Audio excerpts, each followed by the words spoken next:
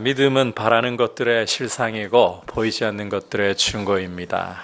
다시 말해서 하나님 말씀이 결과가 눈앞에 당장은 안 보이죠. 하지만 하나님 말씀을 지금 눈앞에 보이는 현실보다도 더 확실하게 받아들이는 태도, 바로 이것이 믿음이라는 사실을 우리가 계속해서 히브리서 11장을 통해서 보고 있습니다.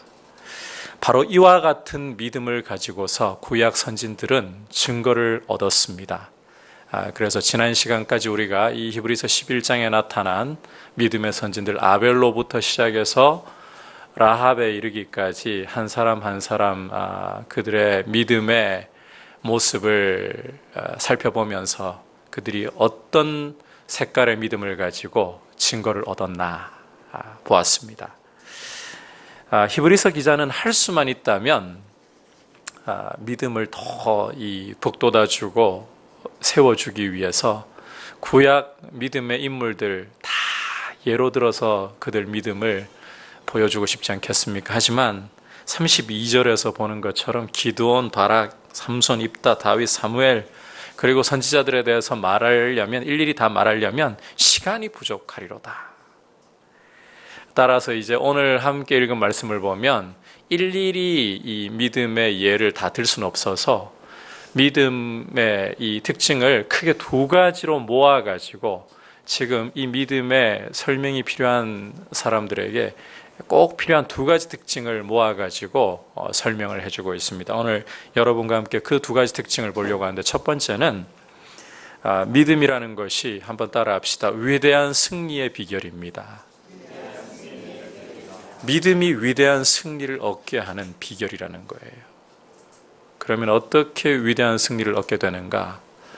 조금 바꿔서 이야기를 하면 믿음은 하나님의 크심을 바라보는 눈이기 때문에 하나님의 승리를 가져오는 통로가 되는 겁니다. 다시 한번 설명합니다. 믿음이라는 것은 크신 하나님을 바라보는 눈이기 때문에 그 크신 하나님의 능력을 가져와서 승리를 얻는 비결입니다.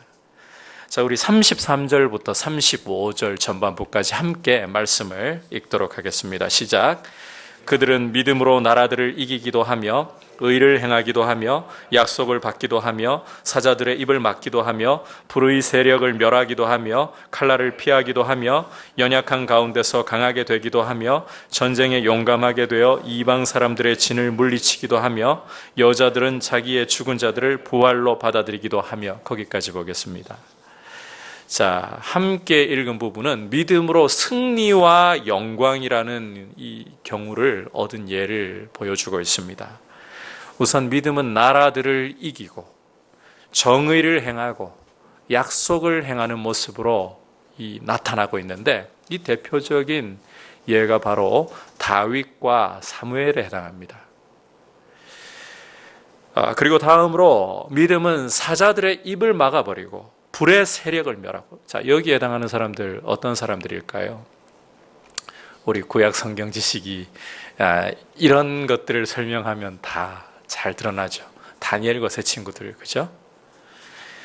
또 칼날을 피하고 연약한 가운데서 강하게 되기도 하고 전쟁에서 용감해져서 이방 사람들의 진을 파하기도 하고 여기에 해당하는 사람들이 바로 사사들입니다. 기드온, 바락, 입다, 삼손 이런 사람들이에요. 그리고 죽은 자들을 부활로 받아들이기도 하는 사람들. 자, 여인들이에요. 구약을 읽어보시면 사르밧 과부와 수넴 여인이죠. 자, 정리를 해보면 지금 예로 들어드린 상황들은 초월적인 상황입니다. 나라를 이긴다. 그리고 정의를 행한다는 것도 일반적인 정의가 아니에요. 나라에 정의를 세우는, 이거 개인이 그냥 할 수 있는 문제가 아니에요. 초월적인 일이에요. 하나님의 약속을 받아서 나라를 세워가는 것, 사자의 입을 막고 불의 세력을 멸하고, 초월적인 일이죠. 이런 초월적인 상황 속에서 그 상황을 밟고 승리하는 이것은 믿음이 아니고서는 불가능한 일인 거예요. 여러분, 믿음은 어떤 거대한 상황, 초월적인 상황을 만나도 이것을 밟고 승리하는 모습으로 그 모습을 나타낼 수 있음을 믿으시기를 바랍니다. 자, 믿음이 이런 놀라운 승리와 영광을 결과로 보여줄 수 있는 이유는 믿음 자체가 능력이 있기 때문이 아닙니다. 여러분, 믿음 자체가 능력이 있는 게 아니에요. 오히려 우리의 믿음의 대상이 되시는 하나님이 가장 크신 분이시고, 하나님이 모든 만물을 창조하시고 모든 만물을 그 능력의 말씀으로 얼마든지 다스리시고 정복하시는 전능하신 하나님이시기 때문입니다. 믿음의 대상이 되시는 하나님이 크시기 때문에 믿음은 그 크신 하나님의 능력을 이 땅으로 가져와서 우리를 초월해버리는 상황 속에서도 그것을 밟고 승리를 거두게 되는 줄 믿습니다. 여러분, 이 믿음의 영광과 능력을 알아야 돼요.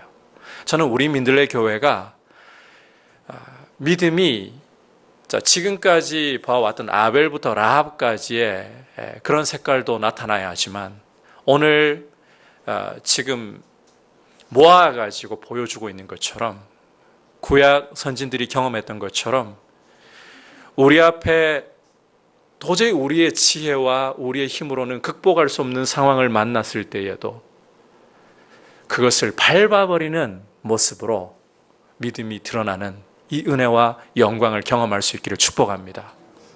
여러분, 그냥 이론 이야기하자는 거 아니에요. 실제적으로 이런 일들을 경험하자는 겁니다.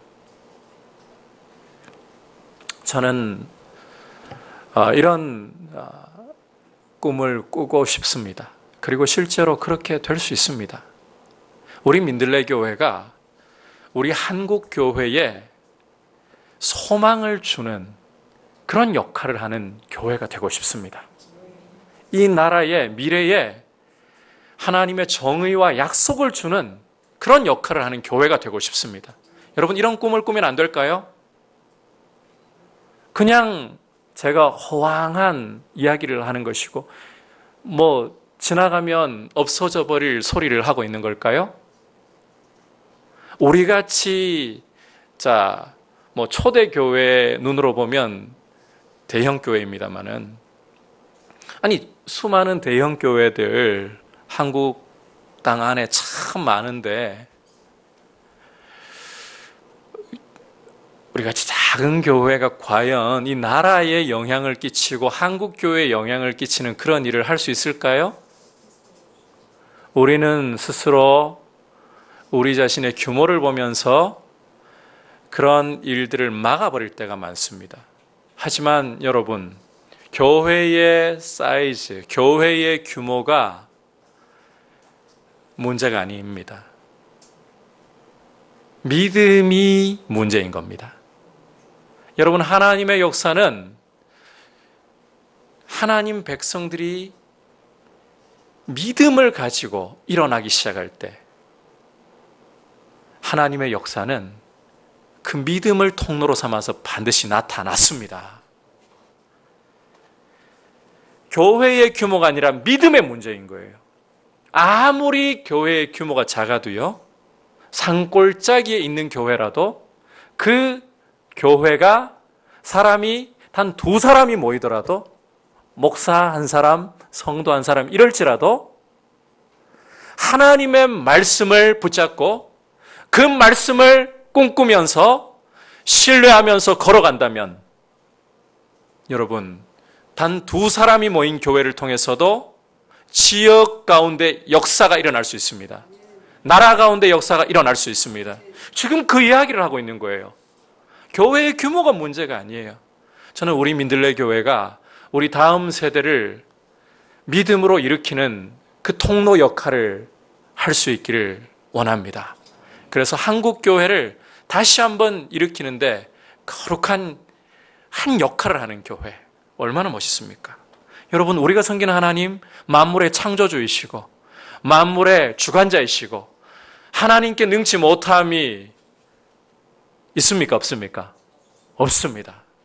하나님의 크심을 바라보는 눈, 이게 바로 믿음이에요. 따라서 믿음은 초월적인 상황이 앞에 있다 할지라도 그것마저도 밟고 하나님의 승리와 영광을 나타내는 통로로 반드시 나타나는 줄 믿으시기를 바랍니다.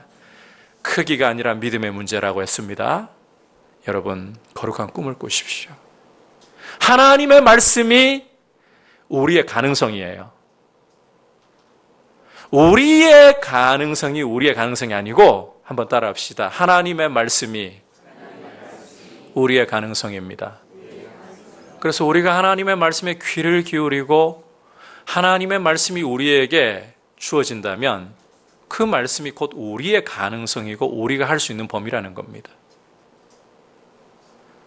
결코 하나님의 말씀을 제한하지 말고, 하나님의 말씀은 큽니다. 하나님의 말씀이 선포될 때에 창세기 1장 보시면 별들이 그냥 생겨요. 하나님의 말씀이 선포될 때에 죽은 자가 살아 일어나요. 이런 큰 하나님의 말씀을 우리가 가지고 있어요. 말씀에 귀를 기울이려고 하고, 우리에게 주신 성경을 통해 하나님의 말씀 그 약속을 받으려고 하고, 그 말씀의 크기만큼 우리의 믿음이 함께 나아감으로 크신 하나님의 역사를 경험할 수 있는 이런 꿈을 꿀 수 있기를 축복합니다. 자, 이제 두 번째 믿음의 특징 따라합시다.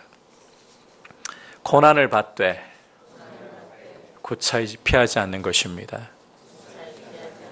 여러분, 믿음의 두 번째 특징은요, 오늘 보여주고 있는 정리된 믿음의 두 번째 특징은 고난을 받되 구차하게 피하지 않는 것입니다.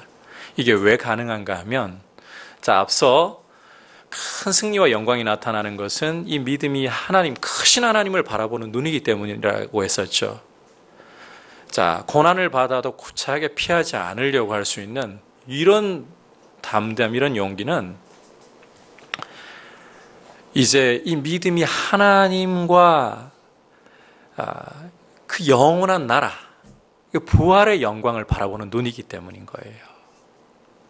우리 35절 후반부 또 어떤 이들은부터 해서 38절까지 함께 읽어보겠습니다. 시작. 또 어떤 이들은 더 좋은 부활을 얻고자 하여 심한 고문을 받되 구차히 풀려나기를 원하지 아니하였으며, 또 어떤 이들은 조롱과 채찍질뿐 아니라 결박과 옥에 갇히는 시련도 받았으며, 돌로 치는 것과 톱으로 켜는 것과 시험과 칼로 죽임을 당하고 양과 염소의 가죽을 입고 유리하여 궁핍과 환난과 학대를 받았으니, 이런 사람들은 세상이 감당하지 못하느니라. 그들이 광야와 산과 동굴과 토굴에 유리하였느니라. 자, 함께 읽은 말씀은 이제 믿음으로 고난을 받는데 구차하게 피하지 않았던 경우를 예로 들어 보여주고 있습니다. 더 좋은 부활을 얻기 위해서 심한 고문을 받지만 구차히 풀려나기를 원치 않았던 경우. 자, 이 부분은 외경에 대한 이해가 좀 필요해요. 유대인들은 이 부분을 읽으면 이해를 할 수 있어요. 하지만 우리는 이 부분에 대한 이해가, 외경에 대한 이해가 부족하기 때문에 조금 설명을 드려야 될 것 같습니다. 여러분께서 근동 지역에서 일어나고 무너졌던 4대 제국을 좀 생각할 필요가 있는데, 그 중에서도 헬라 제국의 경우는 알렉산더 대왕이 죽고 난 후에 그 수하에 있던 네 장군들에 의해서 나라가 네 개로 분열되어 가지고 통치를 받습니다. 그 중에 수리아 지역의 왕으로 통치를 했던 사람이 안티오커스라는 장군이고, 그 가문의 네 번째 통치자가 이 다니엘서를 이해하는데 굉장히 중요한 인물이에요. 이 사람 잘 모르면 다니엘서 해석 자체가 불가능하다 할 정도로 중요한 사람인데, 안티오커스 에피파네스 4세입니다. 이 안티오커스 4세는 자기를 가리켜서 에피파네스, 무슨 말인가 하면 신이 나타났다. 에피파네스. 자기를 제우스의 현현이라고 부르면서 사람들이 자기를 제우스로 섬기도록 강요를 했던 사람입니다. 특히 이 사람에 대해서 다른 자세한 설명 필요 없고 우리에게 필요한 부분만 이야기를 하면 되니까요. 이 팔레스타인 지역을 짓밟으면서 성전을 유린한 걸로 우리에게는 이제 성경을 공부하다 보면 잘 드러나는데, 이 사람이 성전을 모독하고 유린했기 때문에 믿음을 지키려고 하는 사람들을 아주 심각할 정도로, 악랄할 정도로 박해를 했어요. 그 박해의 대표적인 사례 가운데 하나가 엘르아살과 7형제에 대한 박해입니다. 외경 중에 마카비 이서, 외경 가운데 아주 유명한 마카비 이서에 기록된 내용인데, 이 엘르아살과 7형제들은 노인들입니다. 연세가 많은 노인들 같으면 좀 사람이 인성이 돼 있으면요, 아유 이제 뭐 살 날도 머지않았고 이런 사람들을 잡아다가 뭐 하겠나 이럴 수 있잖아요. 그런데 이 에피파네스 4세는 이 사람들을 잡아가지고 고문을 하는데, 사실 돼지고기만 먹으면 이 고문 피할 수가 있었어요. 엘르아살과 7형제들은. 한마디로 하나님 믿지 말라는 거거든요. 그 증거로 돼지고기 한번 먹어봐라, 유대인들이 부정하게 여기는 레위기 11장 말씀을 따라서 먹어서는 안 될 부정한 음식, 이거 먹음으로 너희 신앙 부인해라. 그런데 그 노구에도 불구하고 엘르아살과 7형제들은 돼지고기 먹기를 거부했습니다. 고기만 한 점만 먹어도 박해를 면할 수 있었어요. 죽음을 면할 수 있었어요. 하지만 믿음을 지키기 위해서 이들은 그 제안을 거절하고 사람을 대자로 눕혀놓고 두들겨 패서 죽이는 이런 고문을 당하면서 끝끝내 부활을 사모했기 때문에, 더 좋은 부활을 사모했기 때문에 이들은 그 고문을 피하지 않았습니다. 그리고 순교를 했습니다. 또 계속해서 말씀을 보시면 조롱과 채찍질과 결박과 옥에 갇히는 시련, 대표적인 사람들로 우리가 잘 알고 있듯이 예레미야 선지자와 에스겔, 돌로 치고 톱으로 혐을 당하고 칼로 죽임을 당하는 이 므낫세의 죄악을 꾸짖다가 성경에는 기록이 없지만 전승으로 내려오고 있어요. 톱으로 켜서 순교를 당했던 이사야, 그리고 요아스 왕의 죄악을 지적하다가 이 요아스 왕이 백성들을 선동해서 돌로 쳐 죽이게 만들었던 대제사장 여호야다의 아들 스가랴, 바로 이런 경우들을 이야기하고 있는 거예요. 이 양과 염소의 가죽을 입고 유리했던 사람들, 엘리야와 엘리사를 염두에 두고 하는 말이에요. 여러분, 이들의 믿음의 특징을 보면, 믿음을 정리해보면 이거예요. 고난을 만날 때 믿음은 구차하게 피하지 않는다는 겁니다. 자, 오해는 하지 마시기를 바랍니다. 그러면 우리 인생의 고난을 만날 때, 믿음을 무너뜨리기 위해 다가오는 박해를 만날 때 무조건 다 받는다는 뜻인가?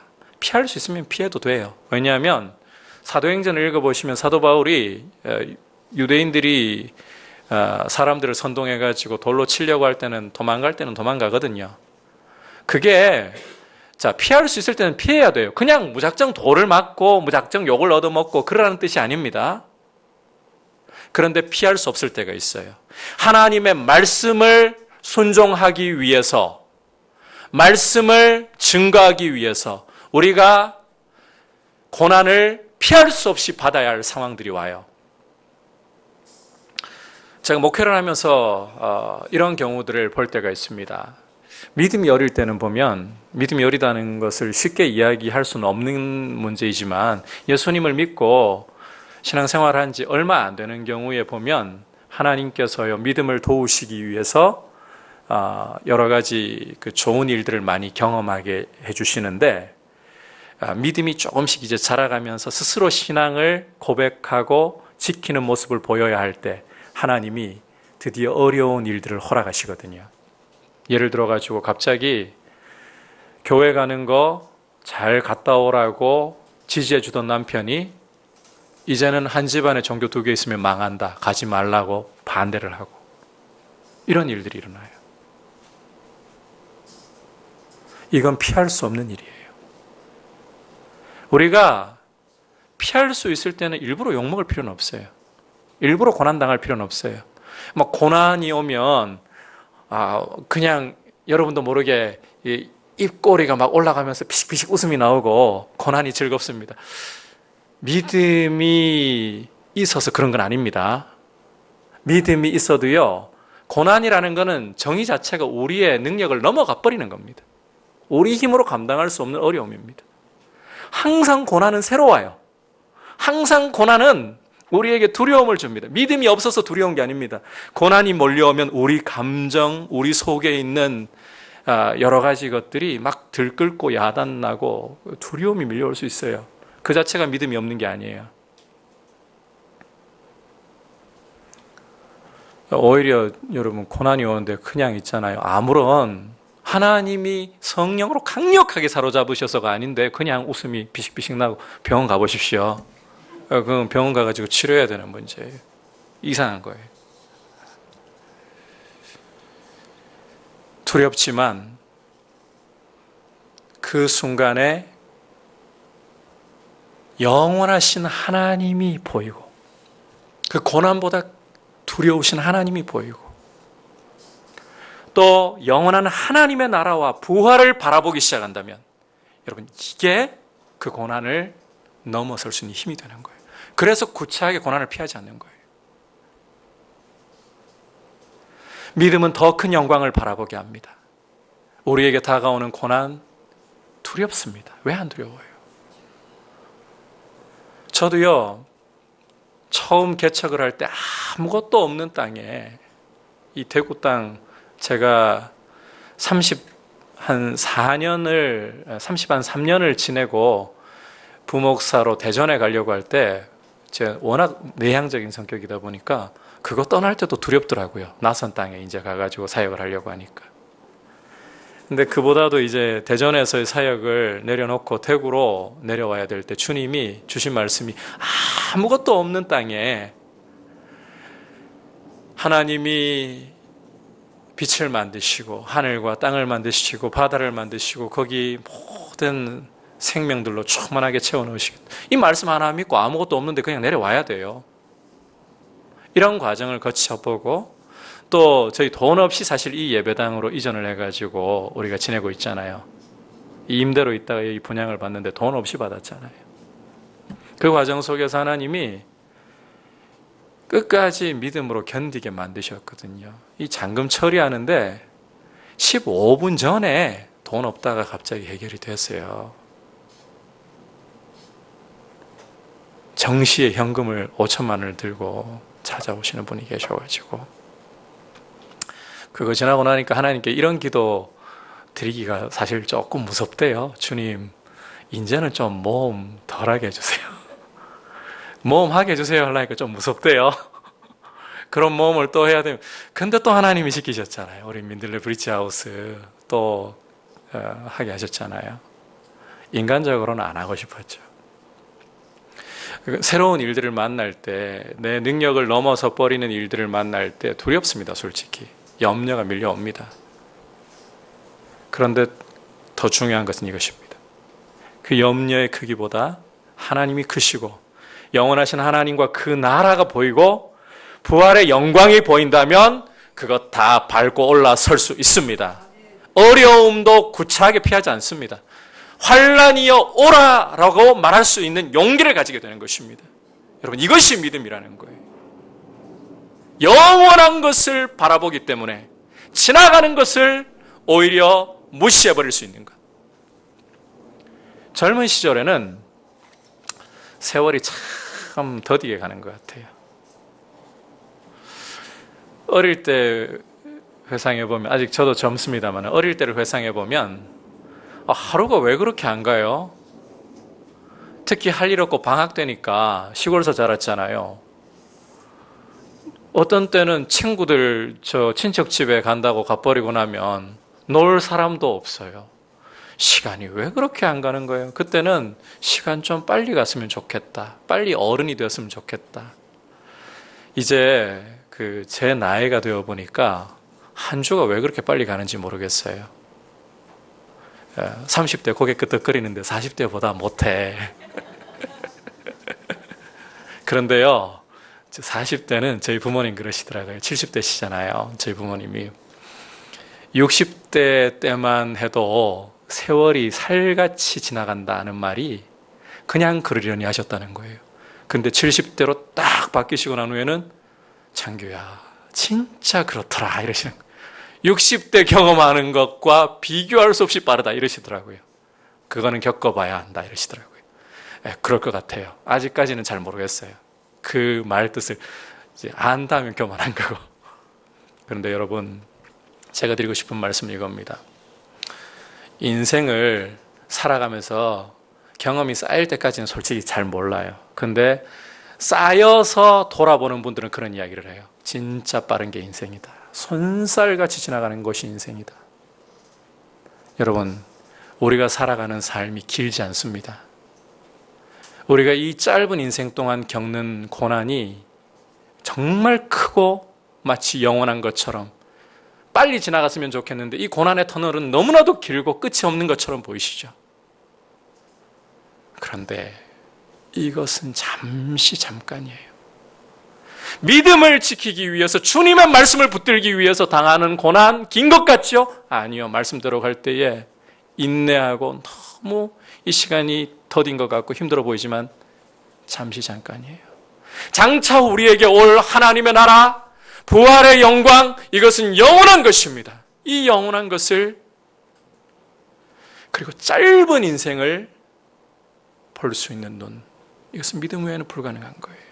세상은 절대로 이것을 볼 수가 없어요. 그러니 썩어지고 지나갈 것에 목숨을 걸고 붙잡으려고, 돈 없으면 망하는 것이 세상이고 힘이 없으면 망하는 것이 세상이고, 그러는 가운데 간혹 하나님이 일반은총으로 눈을 조금 더 열어주신 사람들은 돈보다도 여행이 더 값지다, 돈보다도 뭔가 봉사하는 것이 더 값지다, 이런 사람들이 간혹 나오는데, 하지만 영원한 것을 위해서 잠시의 것을 포기할 수 있는 그 정도는 못 가요. 이건 믿음만이 가능한 거예요. 여러분, 이런 믿음을 여러분이 갖고 있는 거예요. 그렇다면 이런 영광스러운 믿음을 주님 앞에서 발휘하면서 주님 앞에 귀한 믿음의 일꾼들로 서시길 축복합니다. 그래서 어떤 사람이 되어야 되냐, 한번 따라 합시다. 세상이 감당할 수 없는 사람. 여러분, 우리가 이런 소망 가집시다. 우리 믿음의 수준이 세상이 감당할 수 없는 수준으로 서기를 소원하고 사모하고 그렇게 달려갈 수 있기를 축복합니다. 오늘 우리가 읽었던 이 두 부류의 믿음, 이 두 종류의 색깔의 믿음, 이것을 가리켜서 38절 괄호 안에 보시면 뭐라고 표현을 하고 있습니까?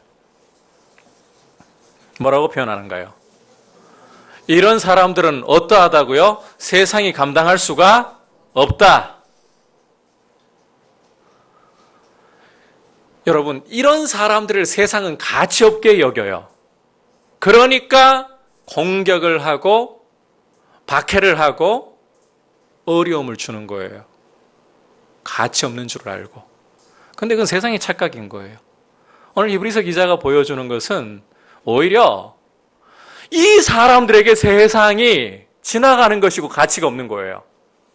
오해하지 마십시오.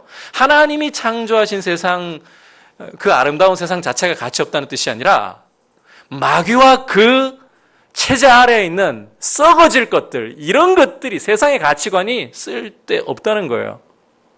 세상이 우리를 왕따시키고 고난을 준다고요? 아니요. 세상이 가치였기 때문에 그리스도인들은 믿음으로 세상에게 동화되지 않으려는 것뿐이에요. 세상이 감당하기에는 너무 큰 사람들. 멋있지 않나요? 이런 건 눈만 껌뻑이시면 안 돼요. 여러분, 멋있지 않나요? 누가 우리를 아무리 이 자리에 혹시 그래도 직장 가면 또 어디 나가면 알아주는 분 계시면 죄송한데, 솔직히 우리 한 사람 세계 지도 딱 펼쳐놔놓고 이 세계에서 나를 알아주는 사람 몇 있을까 생각해 보면 갑자기 어떻게 됩니까? 나는 없는 사람이나 마찬가지예요. 뭐 너무 넓게 잡았나요? 아시아에서 나를 알아주는 사람 몇 명입니까?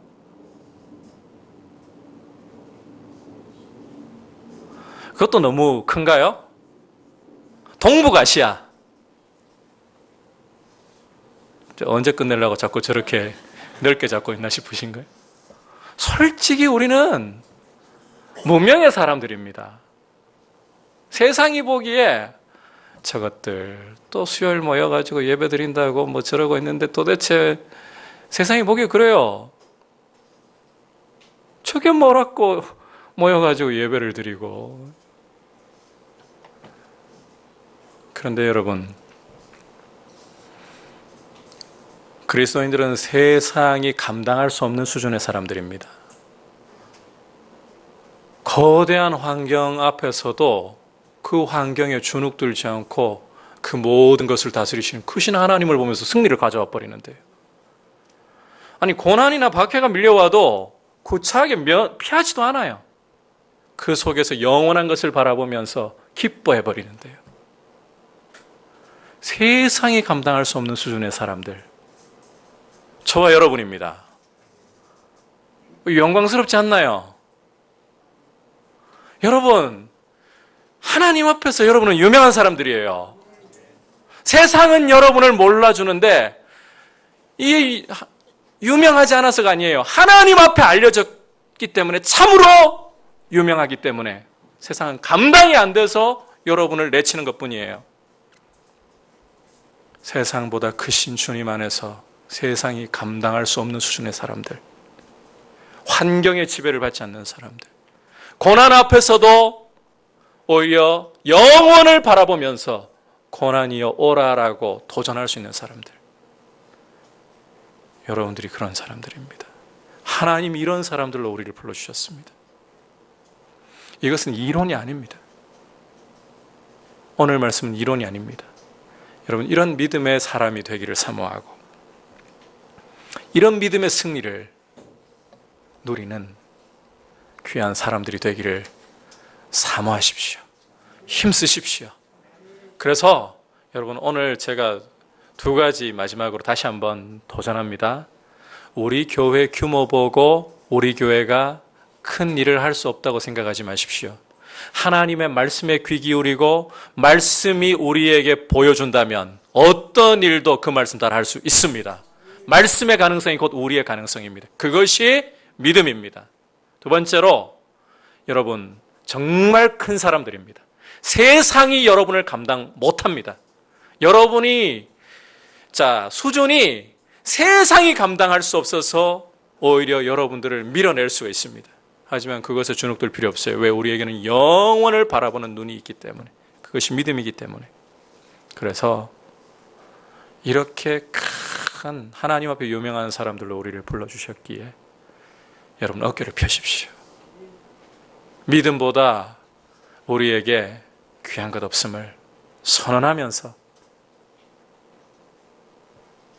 조금 여러분들을 볼 때 이제 사람들이 쟤 이상하다, 요즘 왜 저렇게 기죽거리고 있지, 약간 이렇게 보더라도 기뻐하십시오. 그렇게 되기를 사모해야 돼요. 사도 바울처럼 아그리빠 왕을 앞에 두고서 왕이시여, 내가 결박당한 것 외에는 당신이 나처럼 되기를 원합니다. 미쳐도 복음에 미치고 미쳐도 하나님께 미쳐서 세상이 감당할 수 없는 사람, 이것이 우리의 모습이 될 수 있기를 축복합니다. 같이 기도합시다. 이 시간 말씀을 생각하면서